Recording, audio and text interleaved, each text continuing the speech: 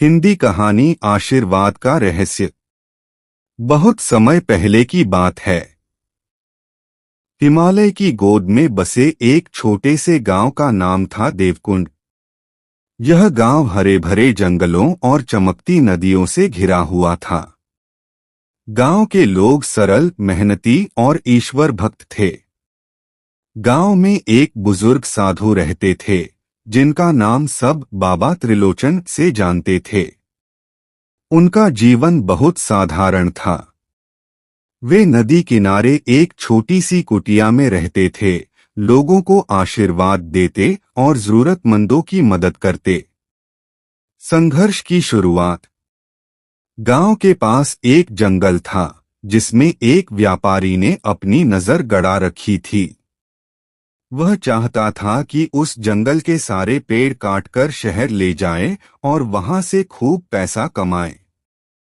लेकिन समस्या यह थी कि गांव वाले उस जंगल को देवता का वन मानते थे।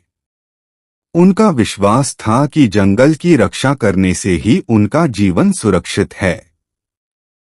व्यापारी ने कई बार गांव वालों को लालच दिया।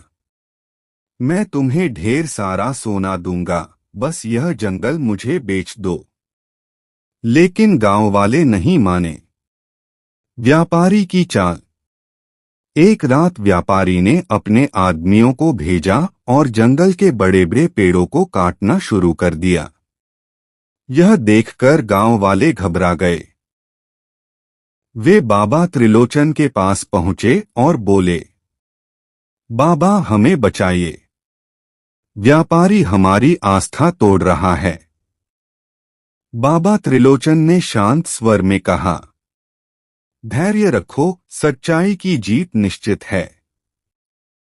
लेकिन याद रखो, केवल मेरे आशीर्वाद से कुछ नहीं होगा, तुम्हें भी साहस दिखाना होगा। चमत्कार। अगली रात गांव वाले एकजुट होकर जंगल में पहरा देने लगे। जब व्यापारी के आदमी पेड़ काटने आए, तो अचानक तेज आंधी और बिजली कड़कने लगी। जंगल के पेड़ ऐसे झूमने लगे जैसे किसी ने उन्हें जागृत कर दिया हो।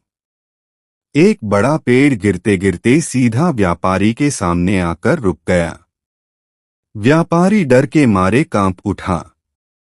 तभी बाबा त्रिलोचन वहां पहुंचे और बोले, धन केवल लोभ देता है, लेकिन यह जंगल जीवन देता है। सोचो कौन सा आशीर्वाद स्थायी है। व्यापारी की आंखें खुल गईं। उसने हाथ जोड़कर माफी मांगी और कसम खाई कि अब कभी लालच में आकर किसी का नुकसान नहीं करेगा। अंत। गांव वालों ने उस दिन से जंगल की और भी अधिक देखभाल शुरू की। बाबा त्रिलोचन ने समझाया, सच्चा आशीर्वाद धन या दौलत नहीं, बल्कि प्रकृति और एकता की रक्षा है। धीरे धीरे देवकुंड गांव समृद्ध हो गया। नदियां कभी सूखती नहीं थीं, खेतों में भरपूर फसल होती थी और लोग खुशहाल रहते थे।